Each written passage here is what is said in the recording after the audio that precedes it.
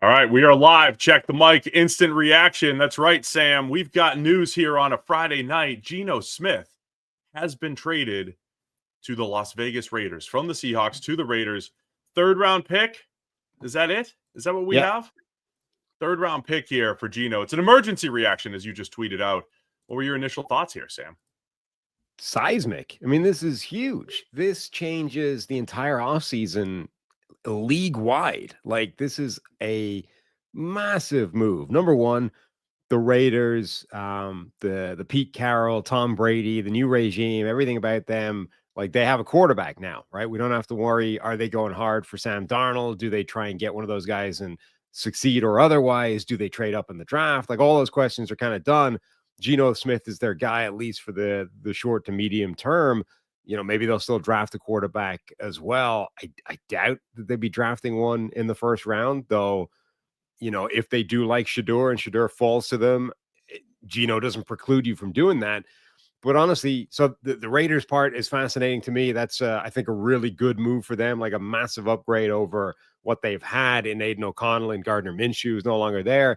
They have at least viability, very minimum. They have viability, and Geno can be a lot better than that. And then the Seahawks, I mean, they've opted in again to this world of, like, you don't have anything. The Seahawks just got rid of their quarterback, and the report from Diana Rossini I saw said they're now going hard after Sam Darnold. Number one, I mean, that's not a sure thing in and of itself based off how his season finished. But number two, you don't have him yet. I mean, you just traded away your quarterback, and now you got to go get the guy, because if you don't get him, what's the plan then? I don't hate it for Seattle. They were heading into the last year of Geno Smith. Let's talk from the Raiders' perspective right now. As you mentioned, the last couple of years, outside looking in, when it came to their ability to solve the quarterback position, right? 6 quarterbacks went in the top 12 last year. The Raiders they picked 13th. They were right there. Presumably would have taken a guy like Michael Penix Jr. if he was available, was supposed to be available, but, you know, the Falcons happened. So the Raiders, we the whole offseason, we were saying, hey, this is either a full rebuild, just think to next year, even though Pete Carroll's getting older, or got to get creative at the quarterback position. I saw the rumblings earlier today that they were thinking about, they were looking at the veteran quarterback market, maybe even a starting quarterback. I immediately thought, well, Pete Carroll, Geno Smith, you know, that connection does make sense. So it's a huge move from the Raiders, even for a third. You've got 1 year left on Geno's contract, $31 million. I don't know if they're going to rip that up and lock him up long term, but Geno Smith has been a good starting quarterback over these last couple of years. Now, he still leaves you wanting, right? Like every other good, non-elite quarterback in the NFL. I think it's a fair question to ask. Is Geno Smith the guy to compete with Patrick Mahomes and the Chiefs, with Justin Herbert and the Chargers, and now Sean Payton, Bo Nix, and the Denver Broncos, 3 playoff teams from a year ago? So the Raiders certainly said, hey, we want to be able to compete. We need to be able to play and compete this year and not just think to the future. And this is their way of doing it. I don't know if it, puts them in the running to, unseat the Chiefs as the champs here in the AFC West, but it certainly makes the Raiders far more competitive. Yeah. And look, Geno's an interesting quarterback because he has a very specific flaw. I mean, he's been atrocious in the red zone, right? Outside of the red zone, he's been a really good quarterback since he's been starting for the Seahawks. That's interesting in particular because if you can get creative, if you can get sort of good plays dialed up in the red zone, like there's potential for a coach to try and offset some of the issues that Geno Smith has had in the red zone. If they think, that they can chip away at that, they have chip. There you go. See what I did there? Unintentional. Chip Kelly is their offensive coordinator. Like, this is a guy who is a creative, experienced offensive coordinator, a guy that's, had a few different systems, a few different types of offenses.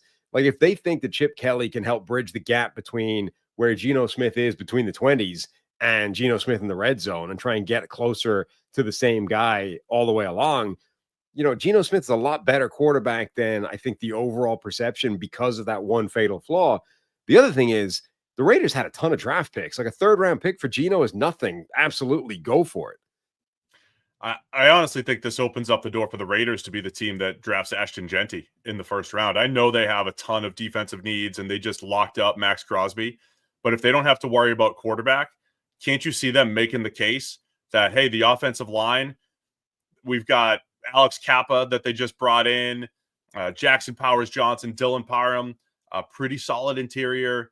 Maybe a question at right tackle, but left tackle's pretty good with Colton Miller. They got a decent enough line. I could see them making the case. Or could they make the case for Teterow and McMillan? Now we're just building offenses here. McMillan to complement what they have with Brock Bowers for Geno. I could see them still thinking offensive weapons despite all the questions that they have on the defensive side. But look, either way, the last couple of days, we see the Raiders re-signing Max Crosby, signing Alex Kappa after he gets released by the Bengals, and now trading for Geno Smith. When we were fixing every team in 5 minutes, Sam, I said, think to 2026. Even with Pete Carroll at his age, the Raiders are doing the complete opposite, and they're thinking about winning right now. Yeah, but so Geno is 34 years old, though. Like, I don't think this necessarily takes them out of the quarterback market in the draft. Now, I think it means they don't need to chase it anymore, right? We were looking at this team, and you're like, look, they're in a weird spot because 6 suddenly, like if you listen to the buzz, 6 might get you Shedeur Sanders. Like he might fall to 6. If you listen to other places, 6 is like 20 spots too high for Shedeur Sanders. Maybe he goes, way lower than that, and the pick is in the wrong place entirely. But I think it means that they don't need to go trading up to go get their quarterback, right? They've got a guy, Geno Smith, minimum they can play him this year, and they'd be absolutely fine with that quarterback situation. But he's 34 years old. He's coming towards the end of that contract unless they rework it and sign him longer term. Like if they like Shedeur Sanders and he's there at 6, I don't think it necessarily means you don't draft him because you just traded for Geno. Like to me, this is entirely plausible that this is okay. It's a trade rather than a signing, but like another version of Mike Glennon, Kirk Cousins, like the deal that you think is a longer term deal. This is the answer. But if a quarterback's sitting there and available and you kind of like the guy, I don't think it means that they're going to go, no, we're going to take Genty or a wide receiver or an offensive lineman or a defensive star. I think they could easily draft a quarterback still.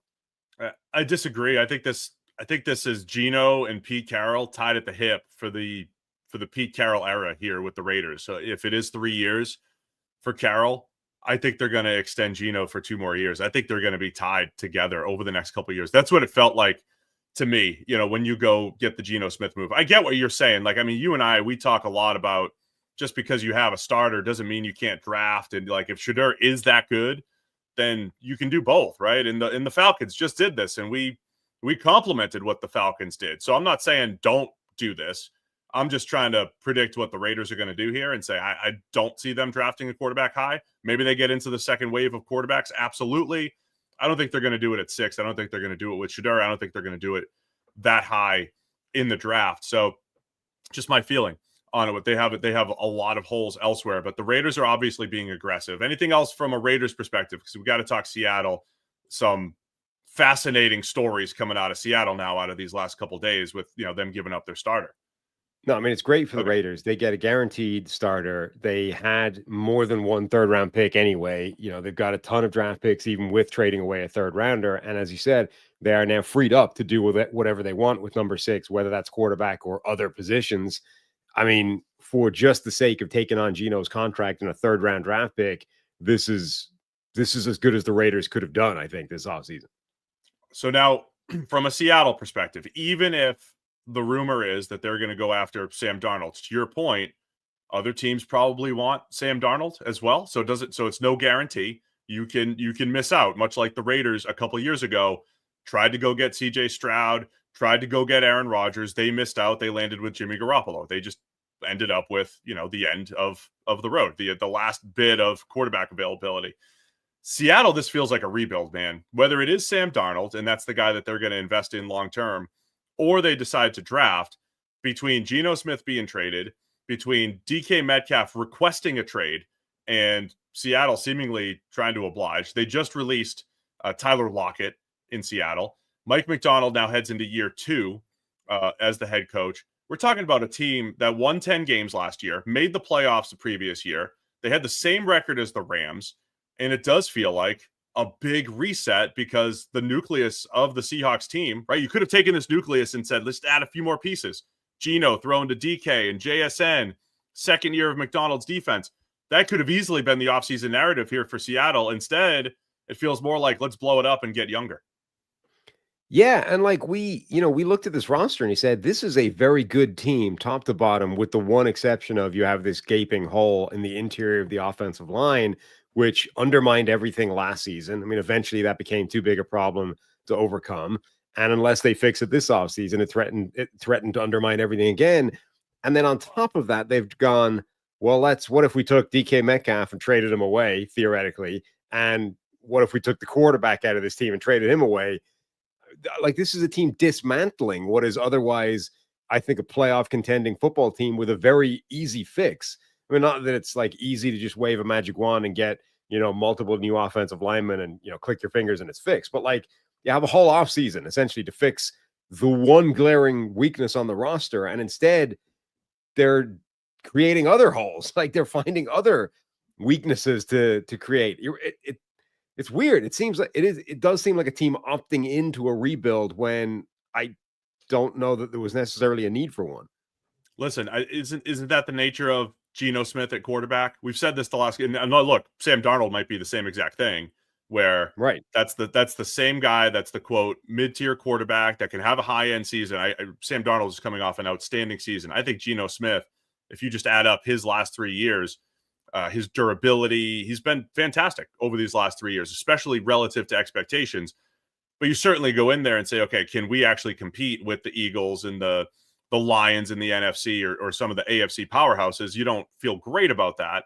And the Raiders probably shouldn't feel great about that. Like, Geno Smith is not necessarily making the Raiders a playoff team over some of those other great teams in the AFC. Maybe if they pull it all together, they can. But it's that type of quarterback where you have him for a couple of years and there's this hump that you can't get over. I think there's similarities to Baker Mayfield in Tampa, maybe what Minnesota's debating with Sam Darnold before they probably let him walk. And so now the unknown isn't more comfortable, Sam. I'm not saying that's more comfortable, but Seattle's going out into the unknown, and whether it's Sam Darnold or someone in the draft, they're saying, hey, we're going to essentially swing for the fences and try to upgrade over Geno Smith with a younger nucleus around him.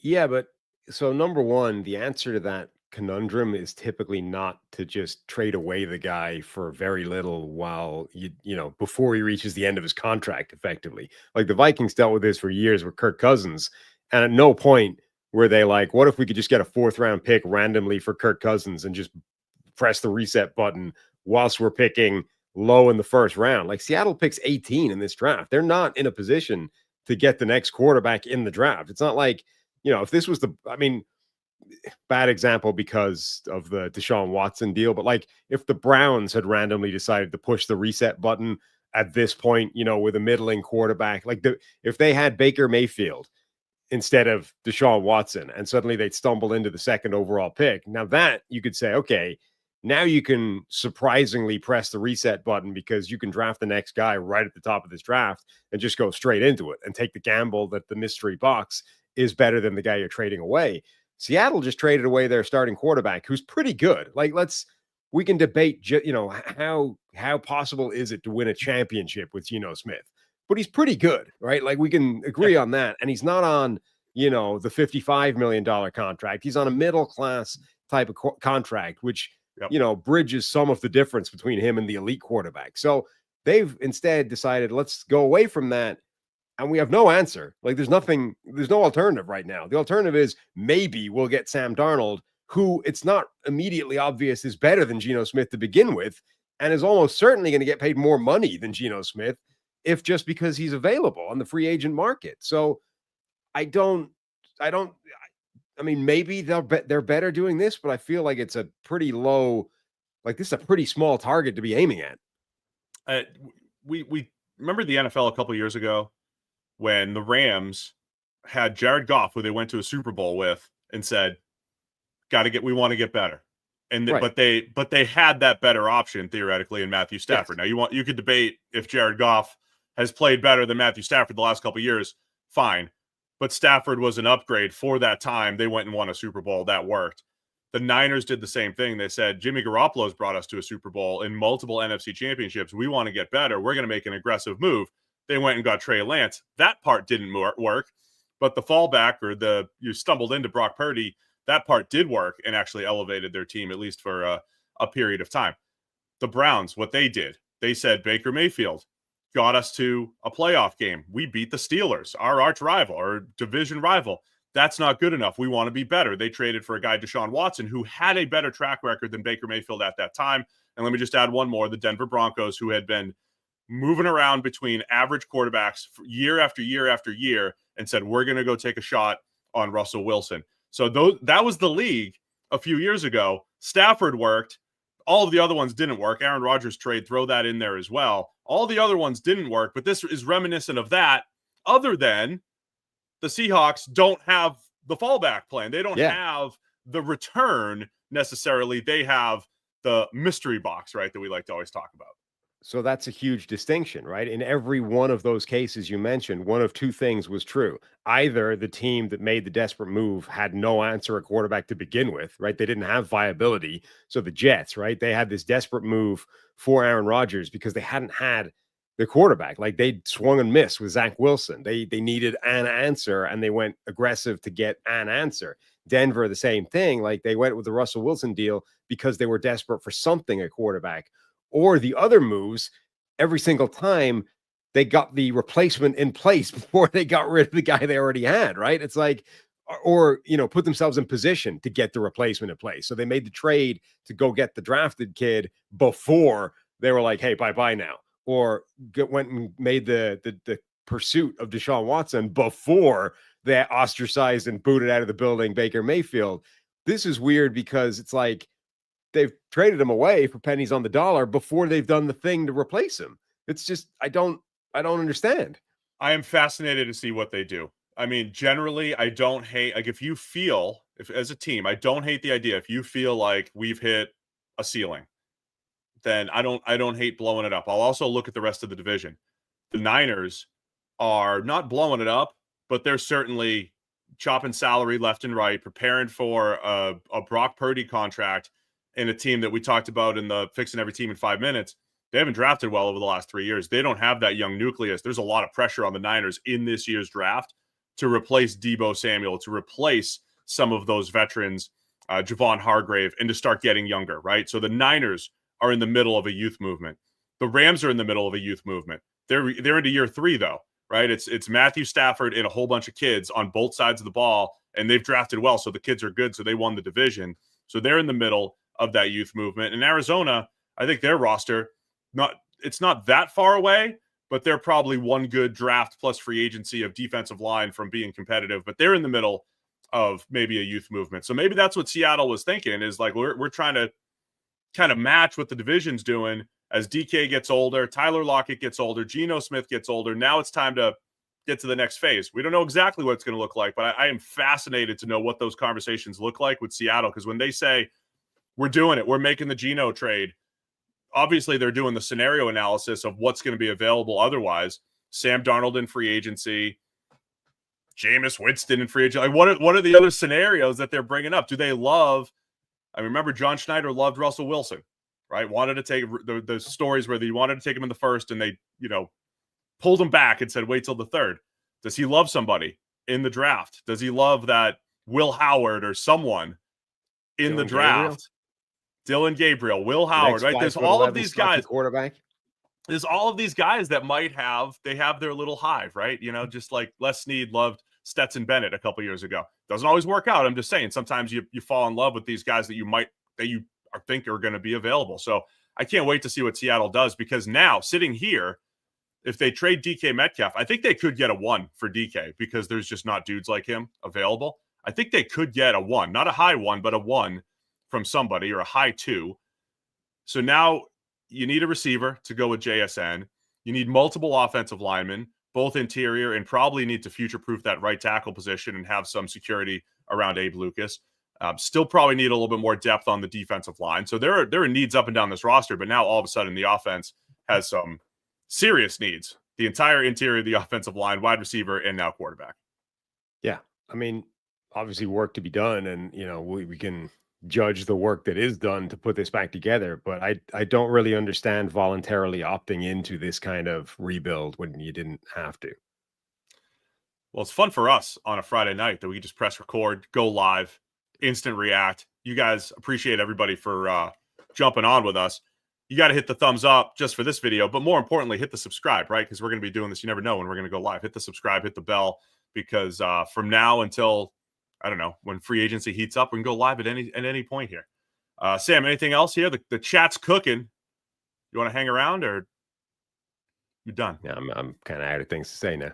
You're out. Oh, I didn't know if we got a lot of people here. I just like to hang out. So anyway, hit the subscribe button, hit the bell, so you're ready when we go live here during free agency. Geno Smith is a Raider. Can't wait to see what Seattle does on the back of this. All right, check the mic. We'll see you soon.